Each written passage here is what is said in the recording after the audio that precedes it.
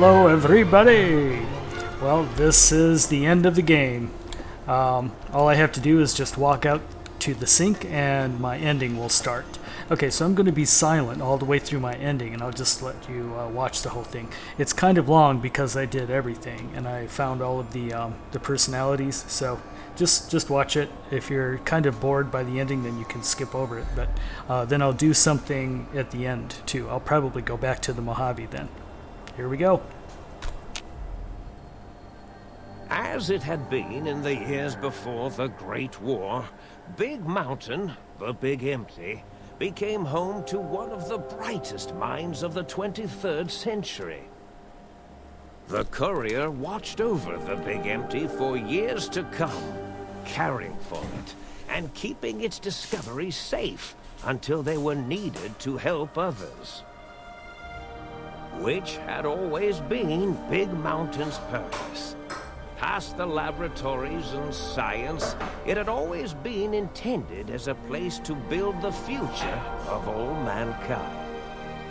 The Sync Central Intelligence Unit was impressed by the amount of exploration the courier had undertaken. Facilities believed lost, destroyed, or ones that had simply gotten up and walked to new locations had been rediscovered by its intrepid new master. Internally, the artificial personality debated as to whether it preferred the old management to the new, and concluded that the courier's thorough approach to research and investigation was admirable and worthy of its respect. Dr. Mobius continued his research undisturbed in the Forbidden Zone. As much as he had attempted to create better scorpions, he tried the same with humanity, with considerably less success. These failures didn't bother him over much. Once the rush of mentats wore off, he forgot he had failed in any event. After all, the bright young mind who had come to visit him in the Forbidden Zone had already exceeded his expectations. The Sync atop the dome bustled with the voices of a small town, constantly chirping, arguing, and snarling at each other. Still, this all happened productively in the interests of its new owner. The Sync Central Intelligence Unit discovered, despite its inversion code, it was comforted by the sense of community the other personalities gave it. The biological research station, obsessed with seeding everything in sight, requested a transfer to the X-22 Botanical Garden, so that it might, in its own words, sensually fertilize the garden's smooth contours. The garden sent back a polite refusal, saying it had prior commitments with a vault it had helped infect before the war. The book chute continued to devour all seditious materials until it nearly choked on a paperclip. It adamantly maintained it was a Chinese paperclip, and the whole thing had been an elaborately orchestrated assassination attempt. Whatever the reason, it slowed down for a while, carefully appraising each document and clipboard that came to it. The light switches continued to bicker and flicker. This persisted until the day someone dropped a flashlight in the sink, and the two of them united in their hatred of the showboat. One of them eventually transferred to the Lightwave Dynamics plant, and began a long, unrequited affair with one of the holograms. The Sync continued to ruthlessly scrub any particulate matter that came near it. Eventually, it gained access to the magneto-hydraulics plant and nearly flooded all the Big Empty in an attempt to scrub the crater clean. Once it learned of the innovative toxins plant, however, it gained new purpose. It sought to develop antitoxins to flush into its drains and counteract the poisons bleeding into the soil. The toaster continued its psychotic spree, reducing all appliances in range to scrap electronics and spare parts.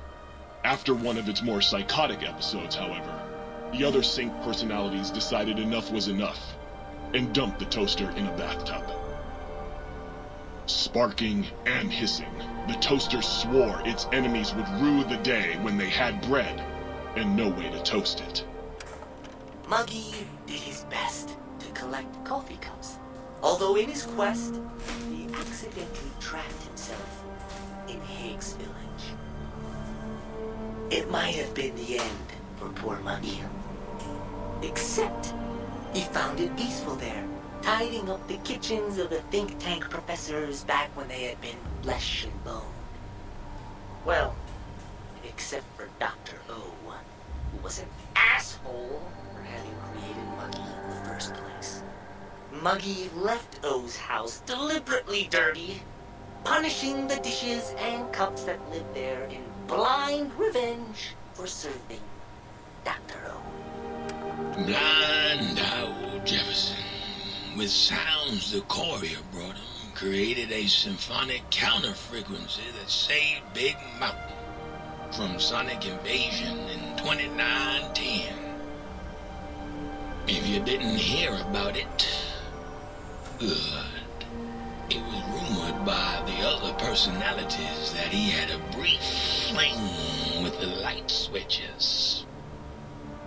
Although he forgot their names much too often and was soon left in the dark as punishment.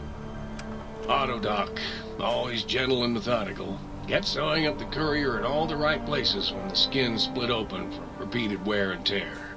The Autodoc was just glad to have purpose again. It heard its simpler brothers and sisters who got shipped to the Sierra Madre bored out of their skulls in that toxic dead city.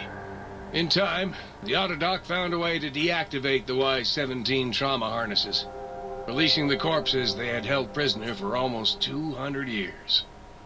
As the courier ran through the X-8 facility multiple times, the computers analyzed the test subject's movements. Rather than performing a superficial observation, they realized the subject barely knew what communism was, or even what a high school was. This confused them for a time, until the facility finally realized that its research had succeeded. So it let its cyberdogs out into the wastes to help protect small communities from physical aggression rather than communist propaganda. The infiltration program in X-13 felt spent, having repeatedly upgraded the stealth suit until it could upgrade it no more. It felt worn, fulfilled, and a bit sluggish. It realized not long after, the stealth suit had left it without so much as a note on the nightstand. So the infiltration program sent out robo-brains into the wastes, looking for its wayward technology. It eventually found Repcon HQ and set up a new research center, testing and murdering fiends who kept breaking into the facility.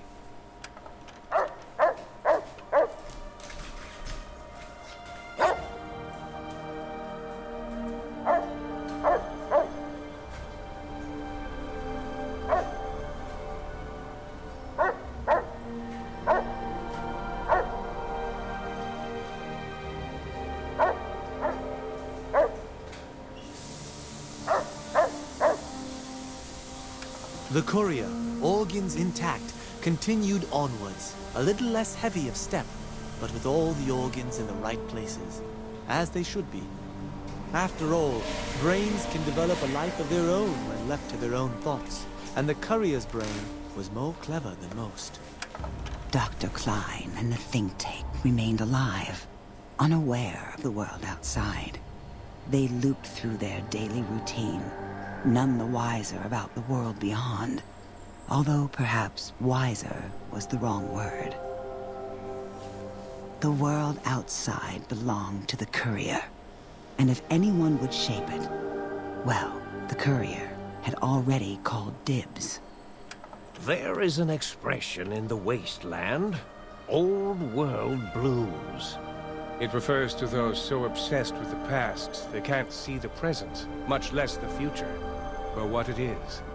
They stare into the what was, eyes like pilot lights, guttering and spent, as the realities of their world continue on around them. Science is a long, steady progression into the future. What may seem a sudden event often isn't felt for years, even centuries to come. In the times following the Second Battle of Hoover Dam, however, Old World blues took on a new meaning. Where once it was viewed as a form of sadness, nostalgia, it became an expression describing the potential for the future. It can be easy to see science as evil, technology unchecked as the source of all ills, all misfortunes. With the courier at the helm, science became a beacon for the future. There was old world blues, and new world hope. And hope ruled the day at Big Mountain. We could say more, but the stories in the Big Empty speak for themselves. Now armed with the transportal ponder, the courier could return to the dome at any time and crack open the secrets of the Big Empty one by one. The sink sat vigilant, waiting for its master to return, shoes covered in Mojave dust. Only one road yet remained, and it was one the courier had to walk alone. The lonesome road. And now, let's hope we don't crash. We should wind up back in the sink. Oh, I've lost the brainless perk. But I've gained the brig-brained perk because I have my brain back. So, see, you kind of have to decide whether you want your synthetic organs or you want to keep your old ones. Yay! Yay! I did it!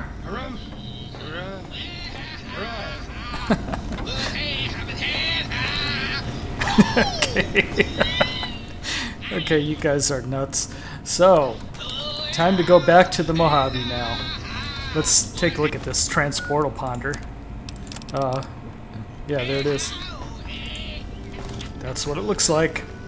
And it just lets me kind of move back and forth from the Big Mountain to the Mojave. So, why don't we end here, and I'm going to pick up some stuff out of here, and then I'm going to make the trek back to the Mojave, and maybe I'll come back here in a few weeks. You know, we can come back here anytime we want. That way I can interact with this and maybe kill some more Night Stalkers and get those perks. Okay, so if you like this one, then click the like button and subscribe to my channel. Also, leave a comment and tell me what your what your favorite parts of the Old World Blues was, and we'll talk about it in the comment section. Okay, we'll see you next time in the Mojave Wasteland. Thanks for watching.